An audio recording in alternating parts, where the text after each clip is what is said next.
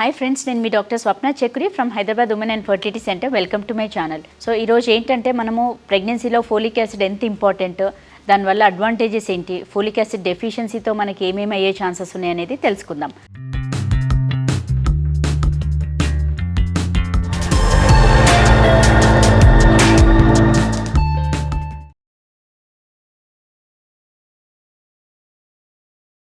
So basically folic acid is nothing but prenatal tablet, అంటే it's multivitamin లాగానే.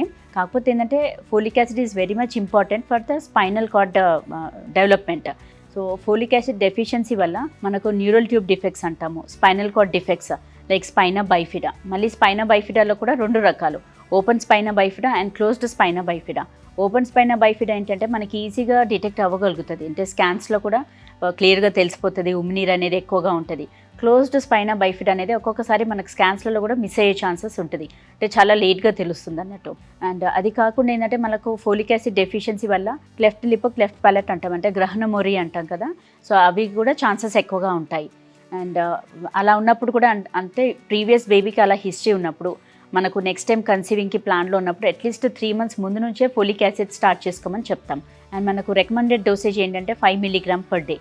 కొందరికి అంటే ఎపిలెప్టిక్ పేషెంట్స్ ఉంటారు, అంటే కొందరికి ఫిట్స్ వచ్చే ఛాన్సెస్, అంటే ఫిట్స్కి సంబంధించిన మెడికేషన్ వాడుతున్న పేషెంట్స్కి మాత్రం డబుల్ స్ట్రెంత్ ఫోలిక్ యాసిడ్ వేసుకోమంటాం. అంటే వాళ్ళకి సింగిల్ స్ట్రెంత్ 5 mg సరిపోదు, అలాంటి వాళ్ళకు double strength వేసుకోమంటాం.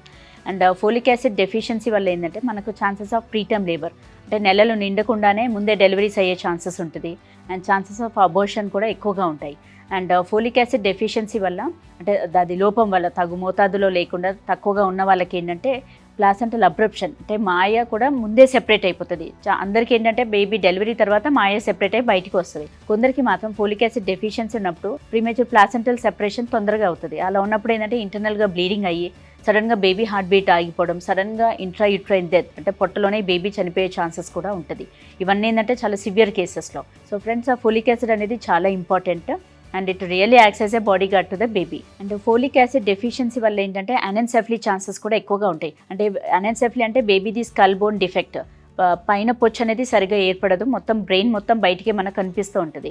So folic acid deficiency వల్ల కూడా అది కూడా అయ్యే ఛాన్సెస్ ఉంటుంది. అండ్ హార్ట్లో డిఫెక్ట్స్, ఏట్రియల్ సెప్టల్ డిఫెక్ట్ అంటాం, అది కూడా చాలా కామన్గా చూస్తూ ఉంటాం ఫోలిక్ యాసిడ్ డెఫిషియన్సీ ఉన్న వాళ్ళకు. సో ఫ్రెండ్స్, మనకు ఈ వీడియోలో తెలుసుకున్నాం కదా ఫోలిక్ యాసిడ్ అనేది మనకు ప్రెగ్నెన్సీలో ఎంత ఇంపార్టెంట్, అండ్ మనకు బేబీకి పెరిగే అవయవాలలో కూడా ఆ డెవలప్మెంట్కి ఎంతవరకు మనకు అంటే ఫోలిక్ యాసిడ్ ఎంత యూస్ఫుల్ అనేది కూడా మనం తెలుసుకున్నాం.